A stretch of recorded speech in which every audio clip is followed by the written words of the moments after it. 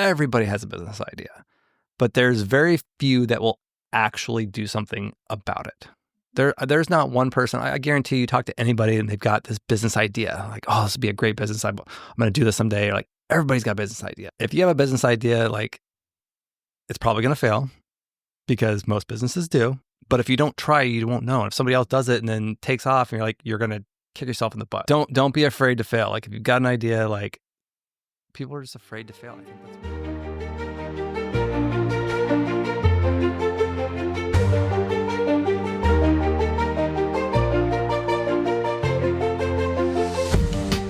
Welcome back to The Broke Billionaires, where we document our daily struggles in building wealth while raising a young family. Join us as we talk creative wealth building for everyday people and couples that are struggling in a down economy. I'm Lauren. And I'm Joshua Masari, and we'll be your hosts.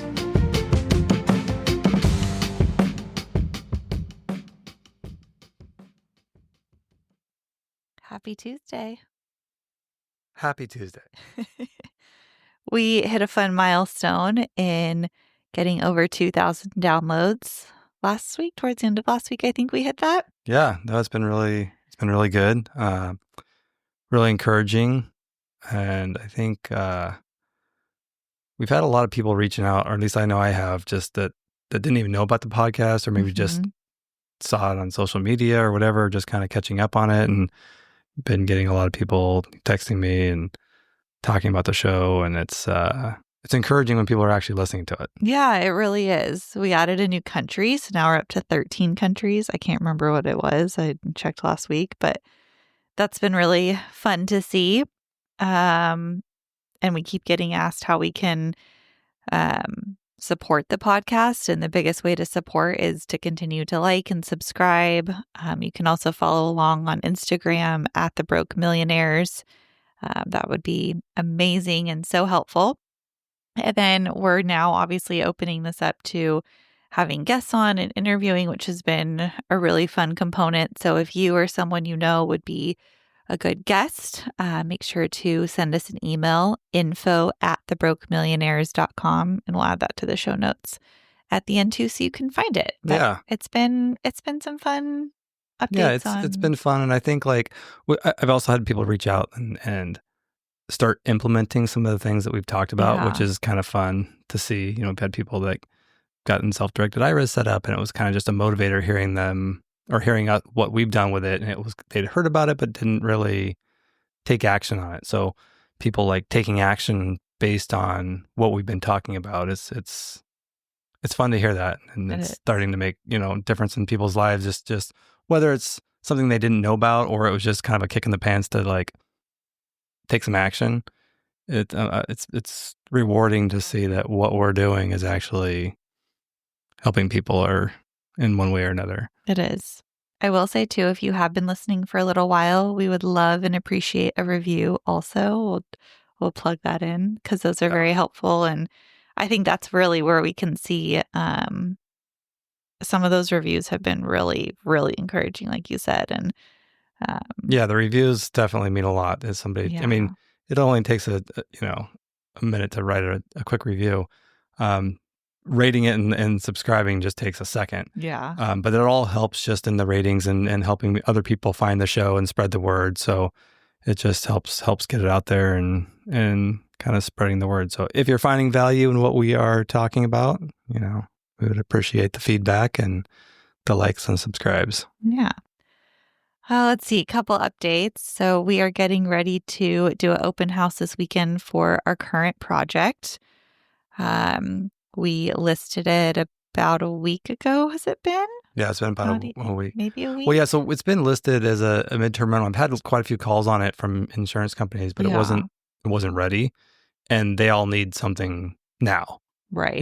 We need Those to move are in. quick turnarounds. Yeah, we need to move in this week, or we have a family that needs it in the next 3 days. Yeah. So it wasn't really ready for that. But we're targeting having it move-in ready in the next few weeks here, and so threw it on Zillow just to kind of get some. Usually, when we have our midterm furnished rentals and we throw them on Zillow, we get leads from placement providers that are just kind of scouring the web for places for families, and so we'll usually get a bunch of people like that calling. But This time, for whatever reason, we had a bunch of people interested in renting it directly as a regular rental, like a longer term, like year lease. like Yeah, like a year lease, unfurnished. and we had multiple people that wanted a year lease plus an option to extend. So they were looking to be here for a while. And we were really kind of surprised because at the price range, it's definitely on the high end for the area. There's nothing else like it in this neighborhood where it's this redone. I mean, somebody redoes a house like this that they're living in it. So this is really top of the line for the neighborhood in terms of rentals. You're not going to see a rental that's redone like this. But I think that it, because of the pricing here and current interest rates, to buy a house, the mortgage payment is going to be higher than what we're asking for rent. Even though we're asking a lot for rent, your mortgage payment is still going to be higher. So I think it's a way for people to get in the neighborhood or wherever they're coming from. It's a way to get into a neighborhood in a really nice house. It's been fully redone. It's basically a brand new house. And so it's a way for them to get in the neighborhood and maybe for a few years and see if they like it, or maybe they're just waiting for a better time to buy or something to come along that they're going to redo. I don't know situation, but apparently it's appealing to quite a few families, and we weren't real expecting it. So we're doing an open house and going to show it and see where that goes. Yeah, I'm excited about that. Open houses are a little unique for rentals, but it's something that we've always done. Just kind of makes it a little bit easier than scheduling a lot of showings. But I've gotten that feedback a couple of times that it's unique that we do that for, and we've always for a rental, but we always have. Yeah, we have. Like I said, I think just more of a convenience factor for us to just have it all in one day versus. It makes a lot of sense, I think. Yeah, I think so too. Yeah. I mean, I like it. We should get some open house signs and throw them out for all neighbors. And yeah, that's a good point. So if you're interested and you're in Orange County, you want to come check out this project, reach out to us this coming weekend. We'll share the information with you. It'll be Saturday. Yeah. What other updates do we have? I know we've talked about this loan that or it's not really a loan, but it's an HEA that we were working on refining and hit another wall with this thing. I don't know why lenders give us such a hard time because we just keep fighting and fighting. Are we blacklisted somewhere? I don't know. So they denied the loan again. This is like the third or fourth denial we've gotten on this current application, and they tell us that they denied it and closed the application out right away, which means that they won't reopen it and they're done with you. But they owe you an explanation of the specific reason that the loan was denied. And it's an HEA, so it's not really technically a loan, but it is still a lender has to abide by the lender rules. Anyway, they have to give you a specific reason for the denial, and they haven't done that. It was a very broad. It was a very broad and vague, and I said, well, I need to know the specific reason, so basically so we can fix it and get around it. And they won't respond, and they just keep going around. They will not give us an answer. We can't get a manager on the phone. We can't get anyone. So I don't think it has to do with the loan itself. I think it has to do with.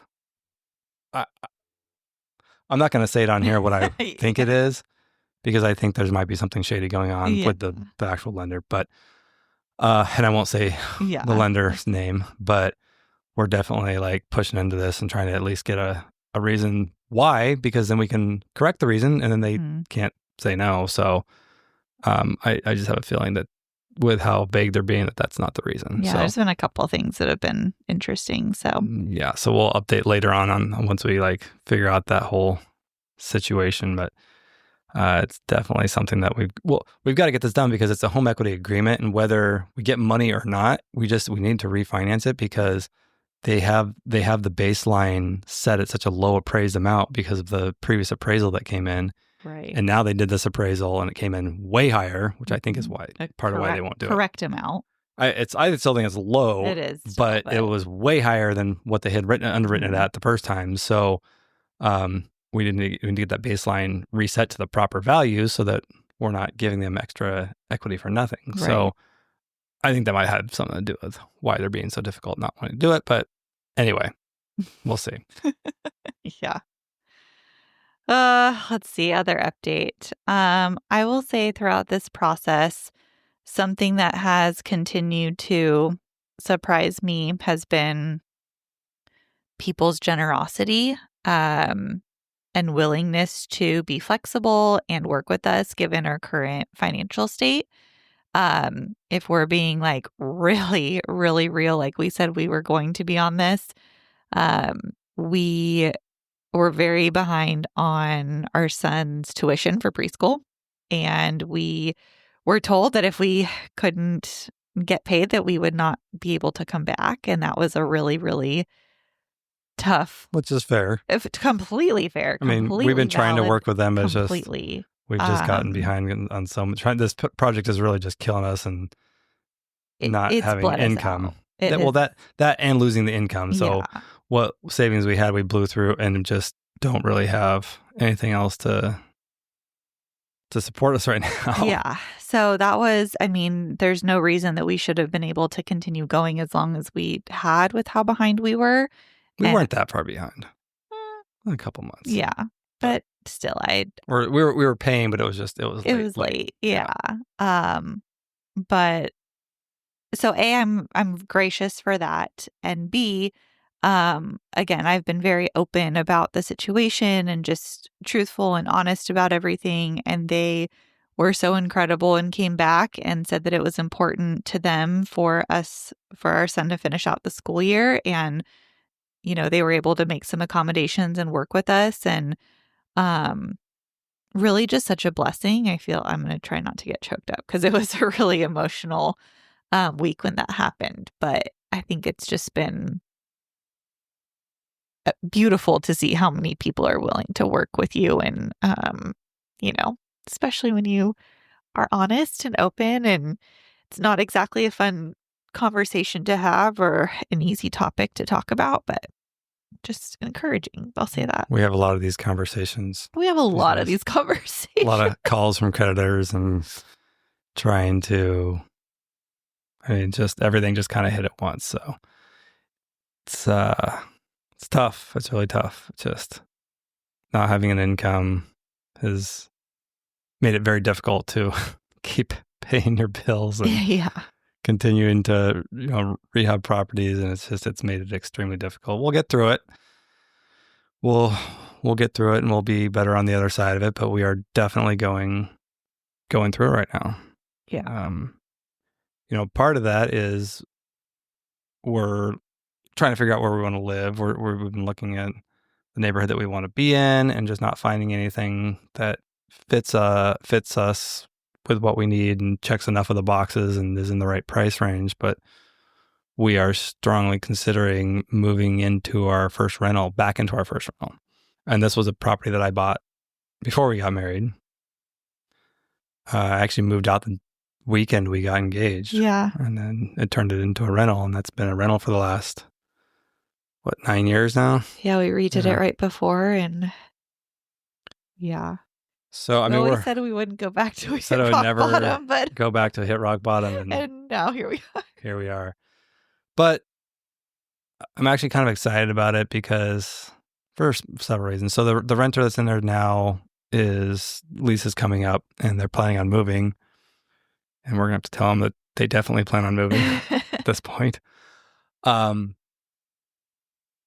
I bought that house in 2011 for way less than houses are now. It's worth 3 times. It's worth actually more than 3 times what I paid for it. Yeah. And that loan was, I think it's like 3.5% or 3.7 or something. So it's a pretty low interest rate. And, you know, the mortgage is almost nothing compared to what we're used to paying these days. Definitely. So it'll definitely help with our living expenses. Yeah, we're not going to be renting it, and it cash flows a few thousand, so we're going to lose some cash flow, which is helpful. But the money that we'll be saving on our living expenses will more than make up for it. Yeah, definitely. And it'll make things easier, help us kind of get caught up on things, you know, school tuition, just helping to kind of fit all this stuff in the budget until income comes back around. You know, the business will come back around. It's just companies, you know, clients are just not spending. Most of the clients are not hiring right now. They've started to hire. It started to come back in kind of spurts, but not like it was a few years ago, or like it has always been. A lot of companies have just been really freezing their marketing budgets and just spending on what they need, or just very, very frugal with their marketing budgets and running really slim. So that affects us. So if you have any marketing needs, you can also reach out to us and we can help you out with that too. Yeah. I'm still busy. I'm still as busy as ever.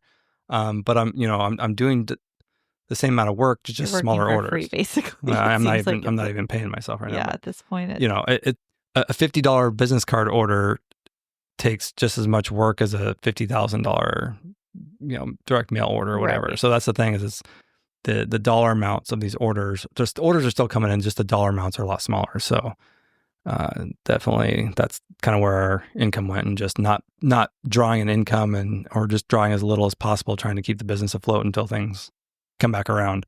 Yeah. Because it was a good income, before. Yeah, it was great. Before end of 2022 is when it kind of disappeared. So. Yeah. So we'll be moving into downsizing into a 1,300, 1,400, or 1,400 square foot home, 4 bedrooms.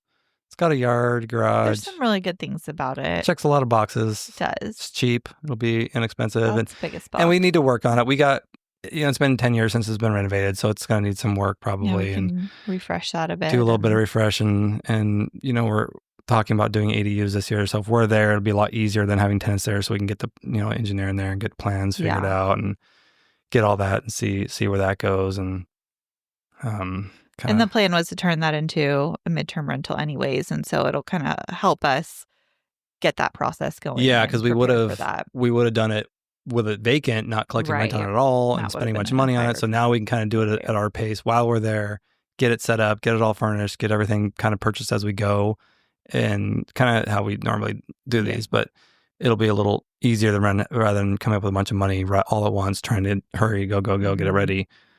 So we'll just pull it off the market for a while we're there and until we figure out our next move. Yeah. And I think too, where we were, the neighborhood we really want to be in, we were looking at renting there. And like you said earlier, I feel like we were kind of like square peg, round hole, trying to like make something work. And we were in our budget. In our budget. It's not hard, but our budget is. Yeah. If you have like double of our budget, then it's like, you can have whatever you want. Yeah. But it's like really hard to find something that's affordable. And we don't need new. We're not looking for something new and fancy. We're not trying to be like unreasonable. It's just there's certain, the family and the vehicles we have, there's certain, there's not a lot of parking. So it's hard to find somewhere that even has a garage down in this area. So it's the important boxes that need to be checked. It's just really hard to check those. And it's a tourist area, so there's a lot of rentals, but they're only 9 months. There's a lot of good rentals that we've even stayed in that are great, but they're only available for 9 months, right? And then they jack the rates up in the summer for vacationers, and so you can only do 9 months. So it's really hard to find a yearly. We're trying to find a yearly, which there's not a whole lot of those, so that really like limits our options. Yeah, it does.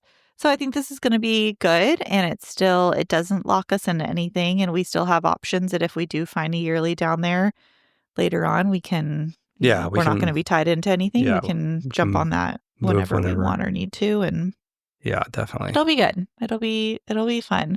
It'll be fun being back there. It's the house he was living in, like you said, when we met, and we need to settle down a little bit for a while because we don't want to be hopping around because we're having a baby. And so it's like, this will give us a little bit of stability until we're, in a position or until we find something and we're able to move and kind of get into a little more of a permanent spot. Definitely. Settle down would be good. Yeah. Taking a little break. Just a quick disclaimer. The information shared on this podcast is for informational purposes only and should not be considered as financial, tax, or legal advice. Always consult with a qualified professional before making any financial decisions. Your individual circumstances may differ and require specific strategies not discussed here. Now, let's get back to the show. So tonight we're going to jump into talking about the book that was the original inspiration behind this podcast. So, gosh, how long ago was it that you originally said this? This probably started, I've been talking about doing a book for well before, like maybe like 15 years. And it was always like a finance budget book that was going to be available, just kind of like basically for people like me. So I came from nothing, didn't have anything growing up, came from a really, poor upbringing, didn't have money growing up, didn't have an education in money. So I didn't really understand wealth and didn't really know what it was. So didn't really have any direction in how to even build wealth. And I know I talked about this in the first episode. It was all just self-taught, just from reading books and listening to podcasts and things like that. So really, it's all just been self-taught knowledge. It wasn't something I learned in school. And so I've always wanted to put a book together that was a little different than everything you see out there, but just kind of more like for the everyday person. And I had this name of the book, and it was a terrible name. It's just wordy. It's wordy, but it's just so the name of the book was going to be The Wealthiest Broke Guy in America. And I said, absolutely not. Yeah. So it's not going to fly. It had the concept. That was the concept, but you came up with The Broke Millionaire. Yeah. I was like, oh, that sounds good. It sums up that book title in a much shorter and cleaner and better sounding way. Yeah. And then it morphed into this podcast. We're like, we should just do a podcast. Well, first of all, it became plural because I was married. Then he got married. So then we were going to do the book. I was going to I was going to write each chapter, and then you were going to do like a recap, but from your perspective. Of like putting it into oh my gosh, what's the layman's terms or Cliff? Oh yeah, you're going to do the Cliff Notes. Cliff Notes version for the wives. Maybe that's sexist, but for whoever in the relationship is less financially savvy, I'll say. With most of my friends, it's the wives, but it could be the husbands. So yeah, it's just going to be a Cliff Notes version at the end. So that was the idea, and then we just never did anything with it, and it was just a big project. And it's like, oh, someday. And then we actually became broke millionaires, became millionaires, and then we became broke. We're like, you know what? We're just living this. We've really kind of hit the ground running in this broke millionaire thing and really like living this out. So let's just, podcast seemed easier. I don't know if it's easier, but it seemed easier to start. It wasn't as big of an undertaking, at least at the start. And we had actually recorded episodes before we released them as a way to kind of document this process and everything we've been going through. And I mean, I don't think we'll ever forget this time of our lives, but that was a piece of... Well, those episodes, we've released them. They weren't... Right. No, they've been released, but, it kind of was part of it too, it's a good way to... Well, to be fair, we didn't know that we were going to release it. Right. That's what I meant. We were talking about it and we're like, okay, let's try it. Let's do 10 episodes and see how they come out and see what we think. And if they sound good and it actually is good content and we're enjoying it and people are getting something out of it, or we think people will get something out of it. Yeah, at that point we didn't know. Because we didn't want to release them and then give up, because there's so many podcasts they'll do like 5 or 6 episodes and then they won't stay consistent and they'll stop and then they just die off. So we were like, if we're going to do this, let's do the 10, see how we like it, see what we think of it. And then if we're like, okay, let's go. And our commitment is 100 episodes. We've committed to doing, we're going to keep doing this for 100 episodes. And then, I mean, I don't know. Then we'll see what happens. Hopefully if it's everything, we don't run out of stuff to talk about, we'll keep going. Yeah, absolutely. So we did the 10 and then just decided to go for it. We were having fun with it. And so here we are. We're still going with it. We're still going. May actually write the book someday. I don't know. We'll see. But for now, I'm a better writer. I'd probably have to write the book for you. You be my ghostwriter? Yeah, I guess so. I charge a hefty fee. Do you? I do. Okay, well, I'm broke, so... Well, hopefully by the time you're writing a book, you won't be. Yeah. So. All right.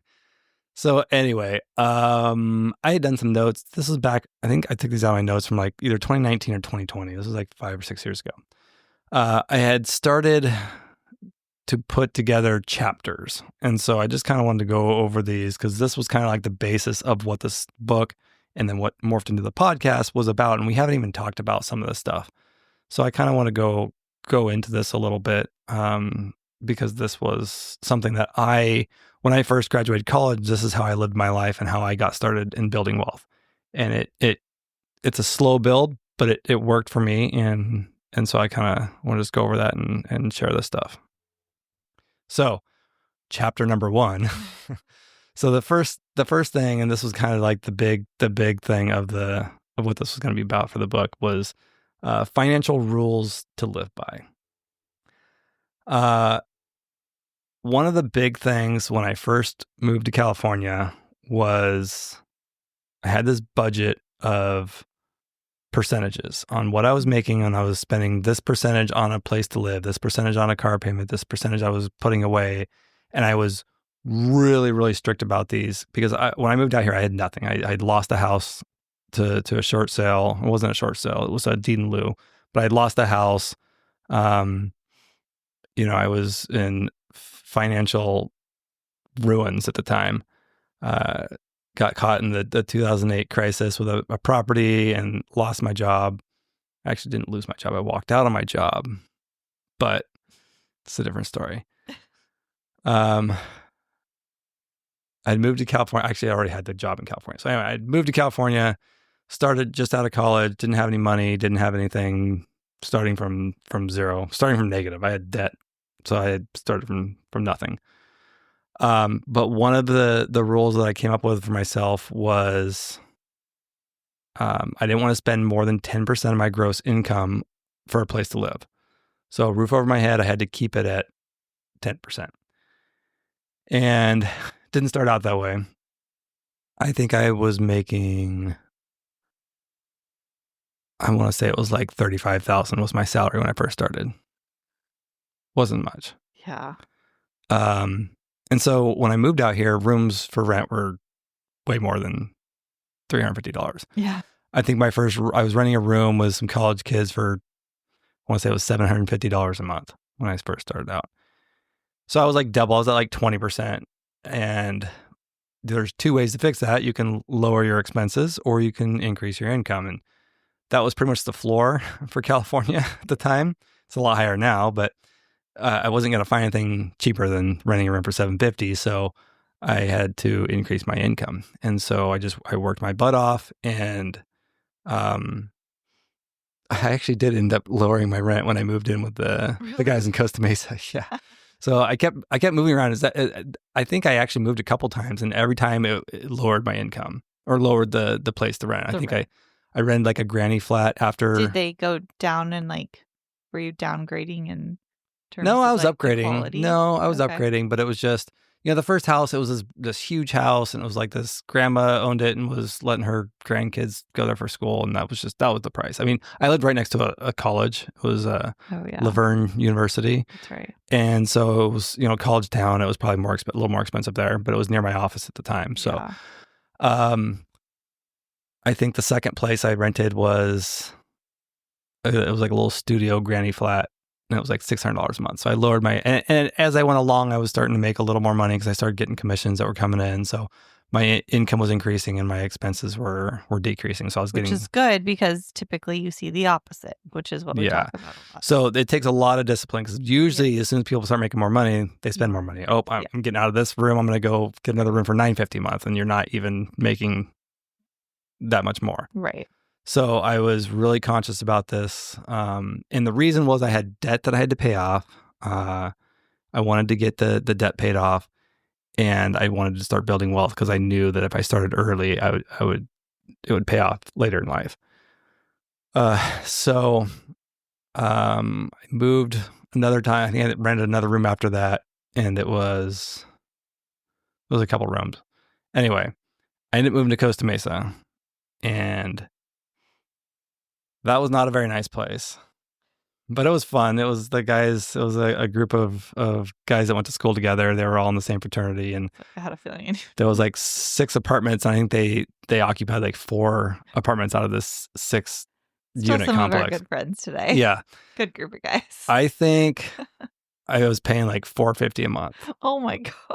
Yeah. I don't even want to know what that place looks like. So then I was super excited because I hit my 10%. And at this point, I think I was making around $80,000. So I was actually well below 10. I was at like 7%. So I was like, okay, I got my living expense to under 10%. So I was there for a few years, and it really helped me like save and build. And I kept growing my income and just really focusing on doing that and building wealth. So that was the first one, was 10%. I know that's a lot harder to do today. Yeah, I was going to say, I remember when we met, you were like horrified how much I was paying for my room. And I had a decent income too, but it was still not. You were still at like 30%. Yeah. I was like, it was really high. But so the 10%, if you're renting, it's just straight 10%. But when I bought the house in 2011, when you buy a house, there's other benefits. So you got a lot of write-offs. You write off the interest, you write off the taxes, and you get these write-offs on your taxes. So I was able to calculate and I had 4 bedrooms, and I was renting 2 of them to a roommate. He had an office and a bedroom. So I figured my portion of the rent, and then I would get the additional write-offs on my taxes, and I was actually still below 10%. Again, this is 2011, so I understand that that's maybe not, and interest rates were lower.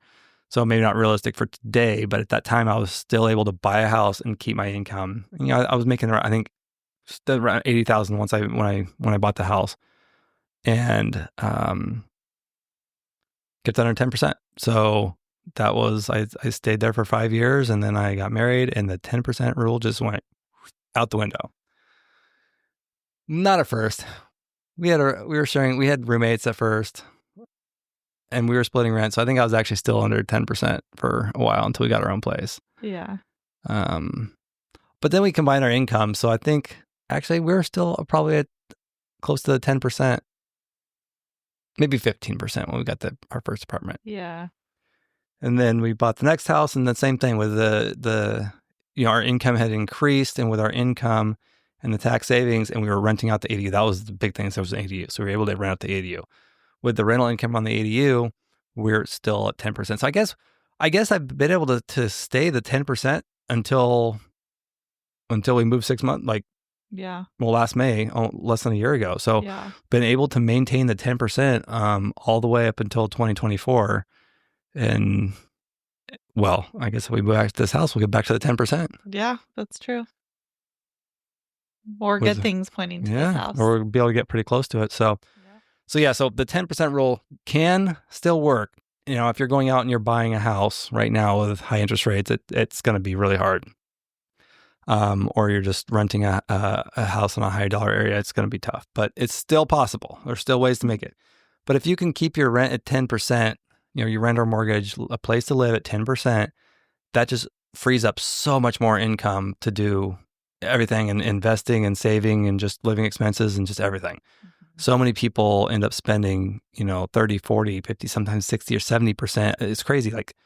Some of our tenants are spending, 70% of their income. Yeah. And some of these lower income areas, they're on a fixed income, rates still, prices keep going up, and their income's not keeping up with it. And I don't know how, I don't know how they're doing it, but it's a bad situation when your living expense, or just for a place to live, is costing over 50%. That's crazy. Yeah. Even buying a house, you usually can't go over 40%. And banks don't want to see over 40%, and that's high. Mm-hmm. That's pretty high. That is high.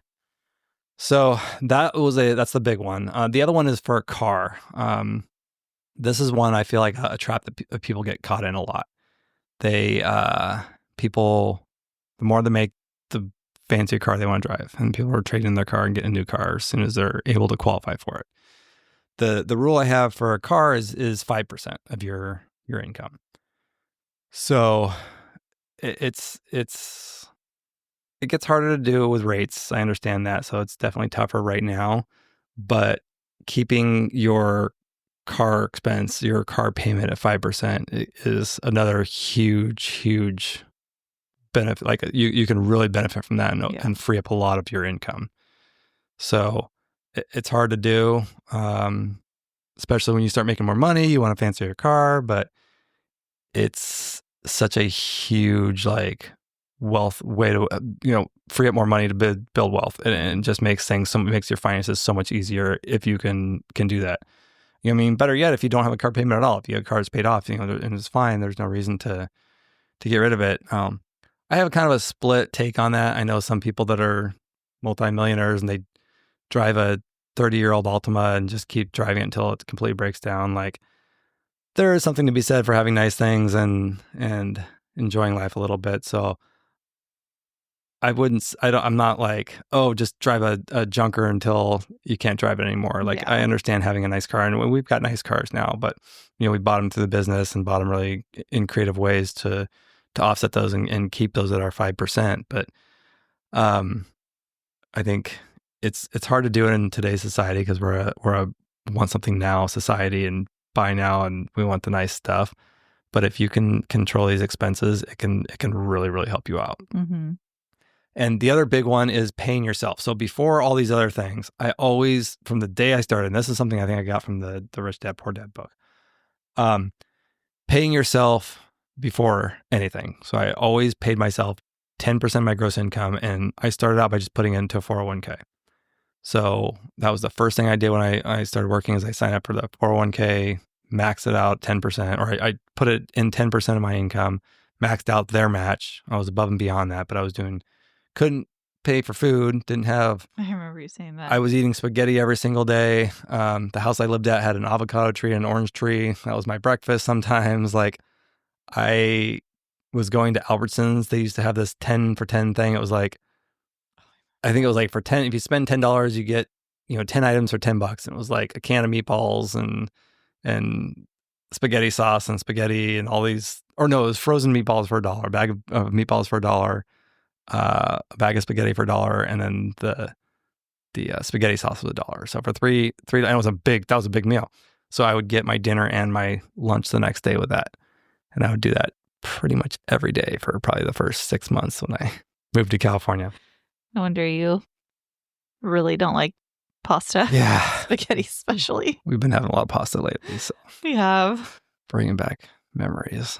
But so those three things were the biggest things that I really focused on when I moved out. And I still do this. I still look at these things. So we don't have a car payment now because our car is paid off and we just keep driving it because it's fine.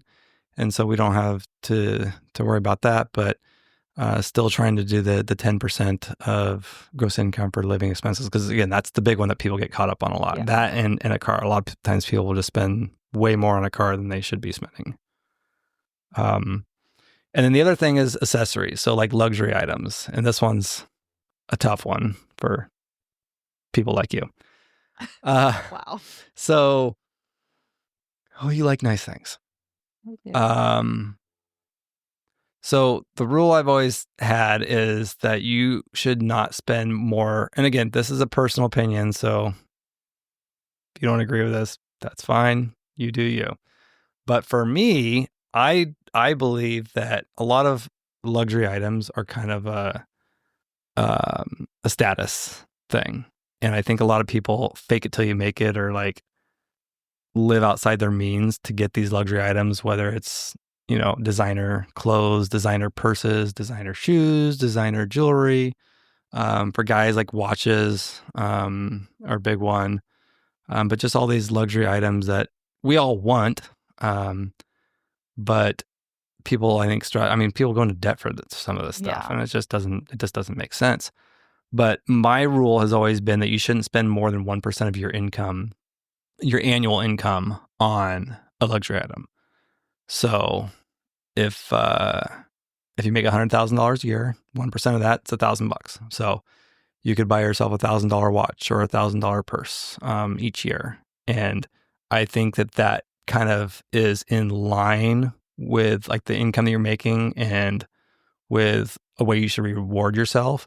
But I think if you're spending $10,000 on a watch and you're making $100,000, you're probably not staying within your means on that, and you're kind of giving almost a false status of who you are or where you are or the success that you've had. So 1%.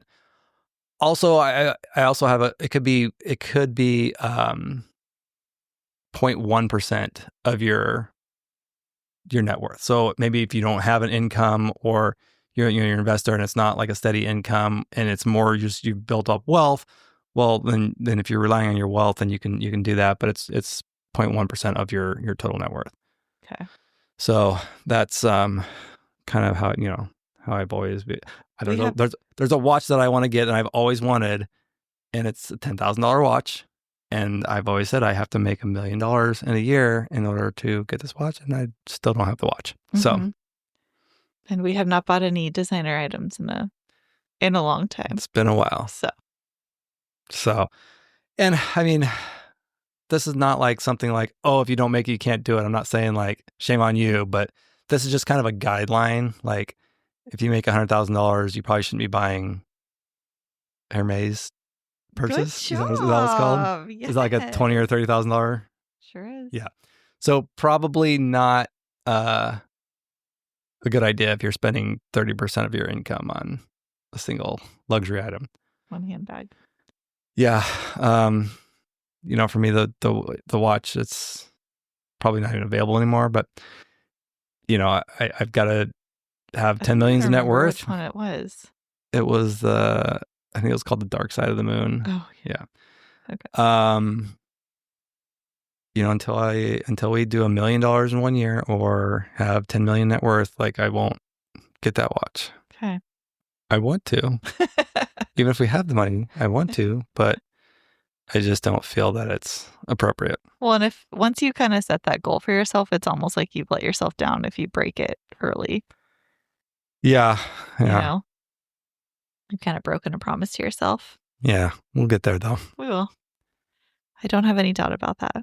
So those are the financial rules to live by that I've always stuck pretty close to, and they've served me pretty well. But it's helped me to build up the 401k originally by being able to. So the 10% was a starting point for me. As my income grew, I increased that amount and still kept the other items, the house at 10% or less, and the car payment at 5% or less, and it had freed up more income. And so with that excess income, I was able to start investing more. So I got up to my 401k doing 20%, and then I ended up maxing it out. So before the end of the year, I wasn't even, by the end of the year, by Christmas time, it was almost like a bonus because I couldn't put into my 401k anymore because it had maxed out. So it was like, oh, I get my full paycheck. So it's helped to start building wealth faster by doing that. So it's just a bit discipline thing. As you discipline yourself, it just makes it easier and easier to continue increasing those amounts that you're putting away. Hey guys, if you're finding value or just want to follow along on our journey, make sure to hit that like button and subscribe. That would help us tremendously. You can also follow us on Instagram at The Broke Millionaires and be sure to share with your friends. Now let's get back to the show. Another thing I wanted to talk about was getting started with investing. And when you're getting started investing, it doesn't matter, and I've always said this, it doesn't matter how much you make, it matters how much you keep. It's, you can make 50,000 a year, 100,000, $1 million a year. But if you're not keeping anything and you're spending all that money, at the end of the day, you're not really gaining any wealth and you're not getting anywhere.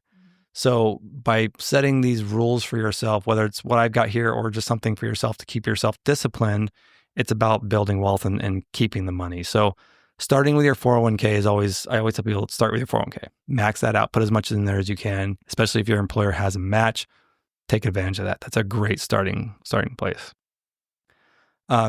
Putting your money into the S&P 500 index fund. So in your 401k, I like to pick the funds that it goes into, and that's probably the safest, best over time, has the best year-over-year record. So putting it into an S&P 500 index fund is what I did, and it served me pretty well. Once you start getting to alternative investments and doing your own investing, whether it's in real estate or alternative investments, whatever that might be, I've always used the rule of 72 to figure out what percentage I needed to be at to double my money every 5 years. And that's at 14.4%. So I call it the 14.4 rule. And if I'm getting a 14.4 annual return on my money, it doubles every 5 years. So that's kind of the baseline. I don't like to invest in anything that does less than that because, obviously you're not going to get that if you're just putting into index funds. But when you start doing your own investments, with a self-directed IRA or just outside of a retirement account, the 14.4 rule is a good way to double your money every 5 years and get real projections. Okay, I'm 20 years old now and I'm 60. You can double, figure out what it's going to be worth or how much you need to put away and what it's going to be worth. So you can really set your goals and then work backwards. So that one's served. And all of our investing in the 401k has a baseline of that 14.4%. So here's one. Tax liens actually pay 16%. This is how some of the first investing I did in real estate. In Arizona, you can buy tax liens for delinquent taxes, and it pays up to 16%. And so it met my 14.4% rule. And so I started out by buying tax liens. And so you buy them from the county, and basically it's a way for the county to get their money that didn't get paid from the property owners. They get their money right away. and then you get the 16% interest when that property owner pays it off. Huh, I didn't. Oh, yeah. I feel like you've mentioned that Yeah. before. And if they don't pay it off, you can, after 5 years, you can actually foreclose on the property. You can Wow. actually take a property. I learned this from Robert Kiyosaki. He does this out in Arizona, and he's actually gotten several properties this way. So I've done a little bit of that. I will say there was a book called The 16% Rule, or The Power of 16. I think it was called The 16%, something like that, about the tax liens. And after that book came out, I think a lot of people started doing it, and a lot of corporations It's a and lot harder to find than a lot of funds started investing in these, and they do it by a bidding system, so that drives the price down. So people bid on the rate, and so whoever bids the lowest rate gets it. So it got kind of like really commercialized, and so I would try to find the ones that I would find like properties with like mobile homes on it, and ones that people probably didn't want to foreclose on, and so they weren't looking at those ones. So I was able to still get the 16% or 15% or whatever, but it got a lot harder because people were bidding these down to like 3%. This was back 2008 and 2009 when rates were really low. So if somebody's getting 3 or 4%, it was a decent return at that point. So yeah, for some of these hedge funds at least. So that was a good way to kind of get started into it without having to spend a lot of money, because you could buy a tax lien they start at like $300 or $400. So I would sit there on the online auction and bid on a bunch of those. So that was a good gateway into real estate. Another note I have is that if you buy a home to live in, so your primary residence, it's not actually an investment until you place it into service as a rental. So buying a home is a great way to build wealth, but it's not an asset because it's costing you money. It's not it's not a cash flowing asset. It's not actually doing anything for you. You got to have a place to live. And I do think there's good things about home ownership versus just renting, depending on the situation, depending on the rates, depending on the environment. So you really have to look at, I don't think owning just to own is a great idea. I mean, we're looking at renting now. So, to live where we want to live, but it's not always the best move. But when we buy a house to live in, we always buy it with the intent that we're going to rent it out, live in it for a few years and then rent it out.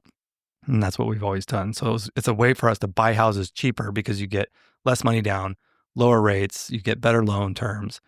And if you move into it, you only have to live into it you only have to live in it for 1 year to satisfy those requirements. Right. And then you can turn around and rent it out. So that's a really good way to buy rental properties, buy it as a primary, move into it for a year, then move out and then start renting it. Especially if you can get it locked in at a low rate for 30 years. That's where people think we're crazy moving so much and doing all this, which, you know what, I'm starting to agree. Maybe we really are. I don't know. Yeah. Maybe we're the problem. I wouldn't disagree. Maybe. I don't know.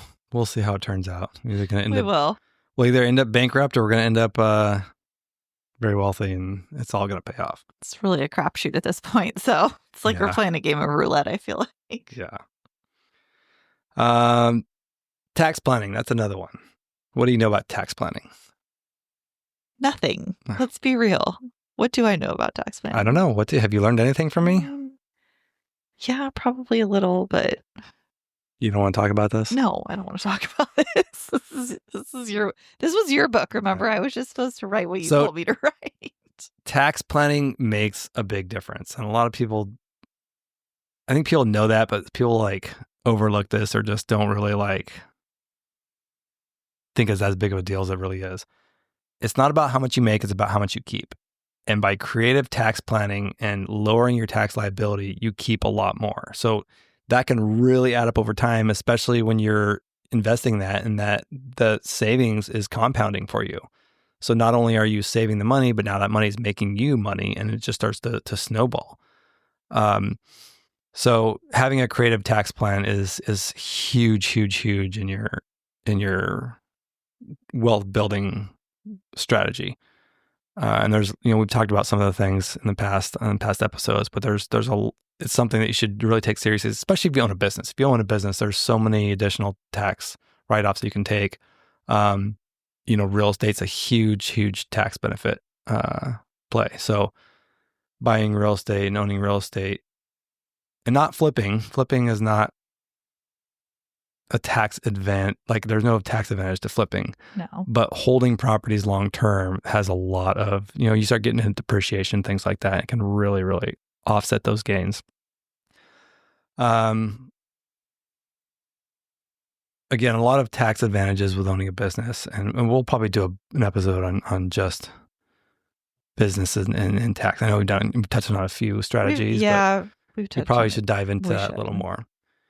And then another thing with owning a business too is, so you should always spend tax-free money whenever you can. If you can spend tax-free money, you're just putting yourself that much farther ahead. And one of the ways that we do that is using the credit card, American Express points to pay for our vacations and things like that, because we're not being taxed on that money.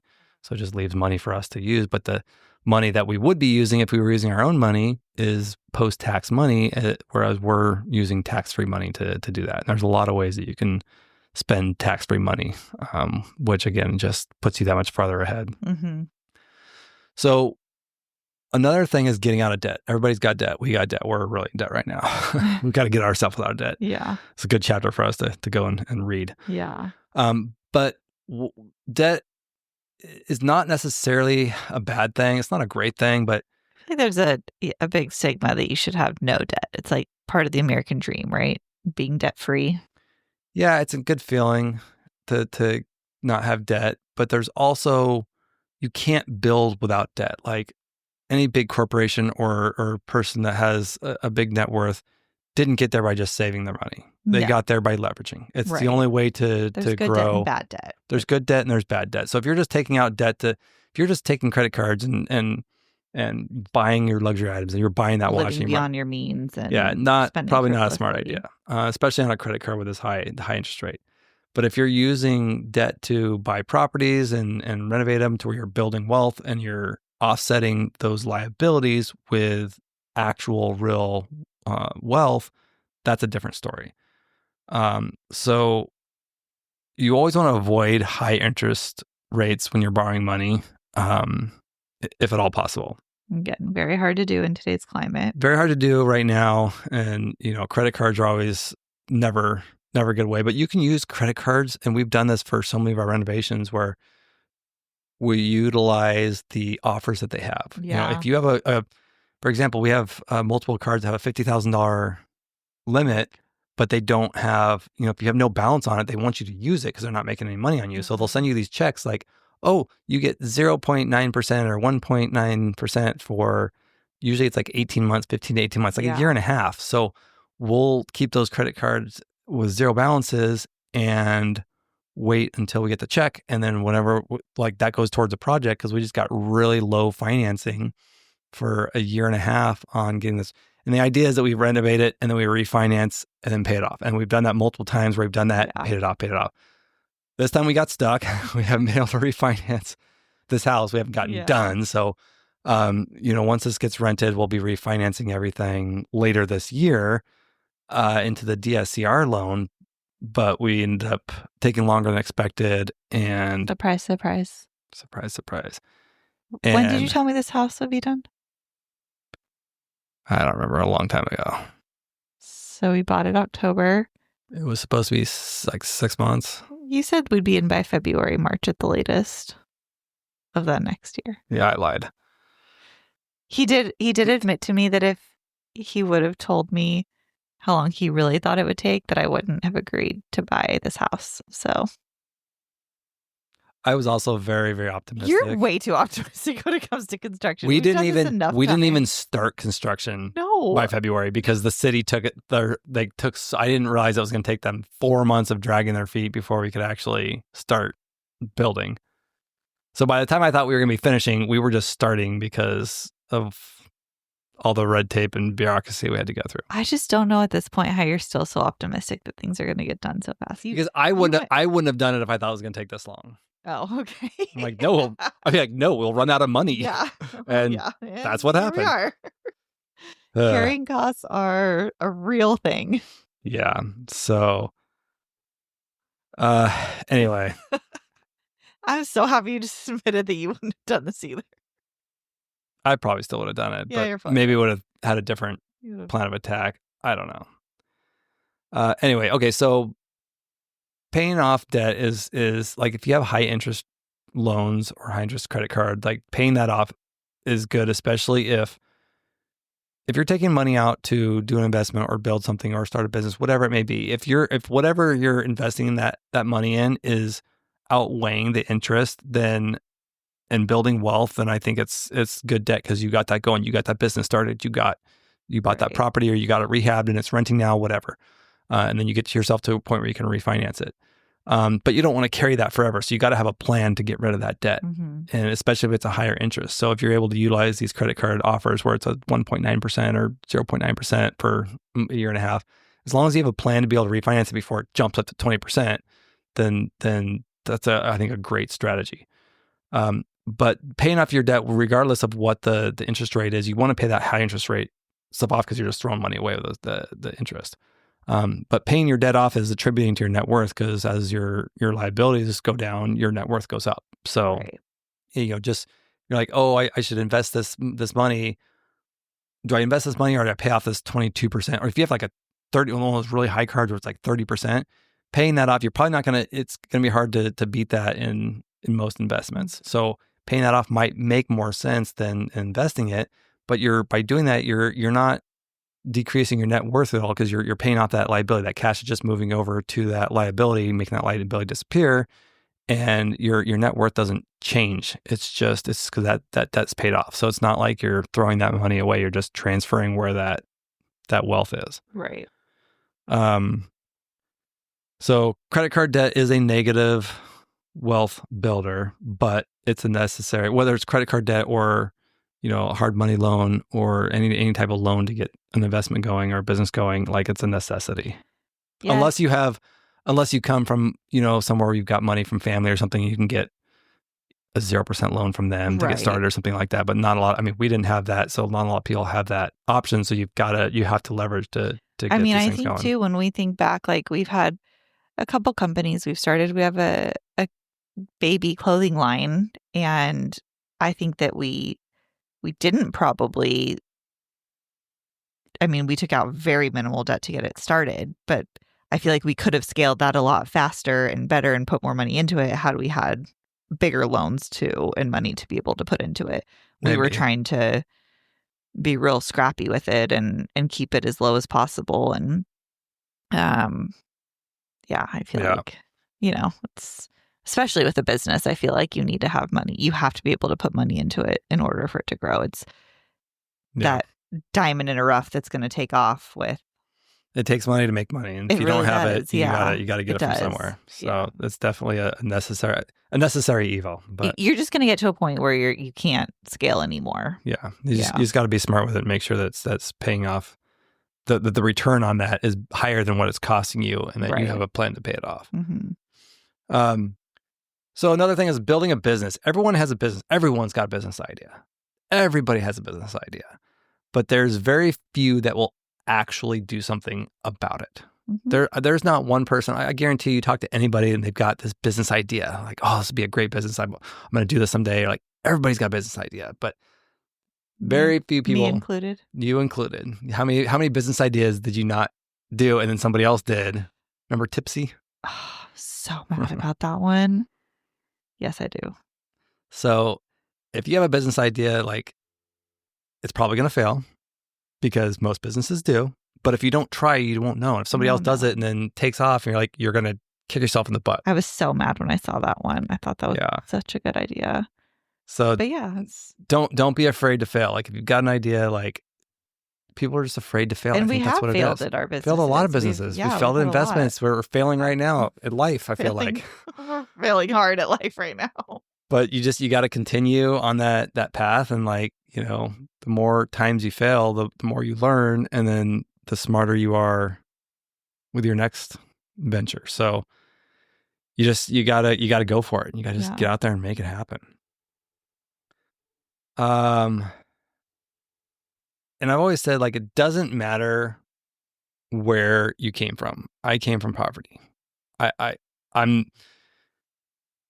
hate when people use that as a crutch. Like, oh, I came from a poor family. I came from nothing. I don't have anything. I can't I'm never going to get out of where I am because that's what I was born into. Like, that is just so, like, that bothers me because you can get out of, anybody can. You have to make the effort. You have to, you got to be driven, but you got to actually take action and do something about it. But anybody can learn. You can educate yourself. You don't have to go to a fancy school. I went to Arizona State. It's like the least fancy school you can go to. And they don't even, like, it's not really considered an education for a lot of companies. I think it's like embarrassing to put on your resume. But I learned to make money, and I learned to build businesses, and I learned to invest and build wealth. And it was all self-taught. It wasn't anything I learned at home. Yeah. And I didn't have a starting point. I didn't have money to start with. So it's all just built from scratch, and building up credit lines, and that's hugely important when you're building a business and investing. So it's something I admire very much about you. Oh, thanks, babe. So the last thing I'll leave is this: like, don't let poverty, race, sex, education, or any background be an excuse, because it doesn't matter. It really doesn't. And I think this is one of the when I wanted to do this book, that was kind of the message I wanted to get out. Is you don't have to come from money to make money and to be successful. Like, anybody can educate themselves, but you have to be educated. You have to know. And that was kind of the point of the book, was helping educate people. Like, I wanted to make this book and make it free to everybody that was under a certain income, just to have it, so everybody would have access to it. And be like, you can do this. Like, I'm not like I don't want to be like a rags to riches story, but like, look, I came from nothing and was able to build something out of nothing because of your drive and because of your, like you said, your determination. Yeah. So here's something that